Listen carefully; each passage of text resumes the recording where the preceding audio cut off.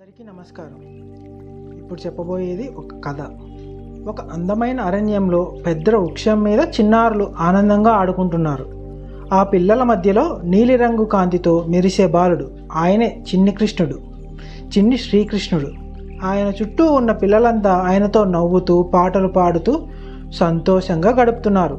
ఒకరోజు ఆ పిల్లల్లో ఒకడు అడిగాడు, కృష్ణ, నీవు ఎప్పుడూ ఇంత ఆనందంగా ఉంటావు, మాకు కూడా ఆ ఆనందాన్ని ఎలా వస్తుంది?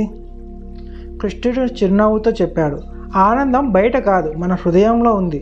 మన హృదయం శ్రీమన్నారాయణ సన్నిధిగా మారితే ఎప్పుడూ సంతోషంగా ఉంటాం. మరొక చిన్నవాడు అడిగాడు, అది ఎలా సాధ్యం? కృష్ణుడు మెల్లగా చెప్పాడు, శరణాగతి, పూర్తిగా పరమాత్మకు అర్పించుకోవడం ద్వారా మనం మన అంధకారాన్ని విడిచి నేను నీవాడిని, నీవే నా రక్షకుడు అని శ్రీమన్నారాయణుని నమ్మితే ఆయన మనల్ని ఎప్పుడూ కాపాడుతాడు.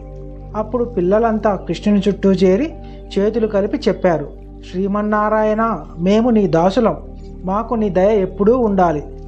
అది చూసి శ్రీకృష్ణుడు ఆనందంగా నవ్వి అన్నాడు, ఇదే శ్రీ వైష్ణవ మార్గం, భక్తి, వినయం, శరణాగతి. ఆ రోజు నుండి ఆ పిల్లలు కేవలం ఆటలు మాత్రమే కాదు, ప్రతి పని చేసే ముందు ఓం నారాయణాయ నమః అని జపిస్తూ జీవితం గడిపారు. వారి హృదయాలు శాంతితో, ఆనందంతో నిండిపోయాయి. నీతి: శ్రీ వైష్ణవ సిద్ధాంతం చెబుతున్నది మనకు నిజమైన ఆనందం, రక్షణ, శాంతి అన్నీ శ్రీమన్నారాయణ శరణాగతిలోనే ఉన్నాయని. వీడియో సమాప్తం. వీడియో నచ్చితే లైక్ చేయండి, సబ్స్క్రైబ్ చేయండి, ఎలా ఉందో కామెంట్ చేయండి. Thank you.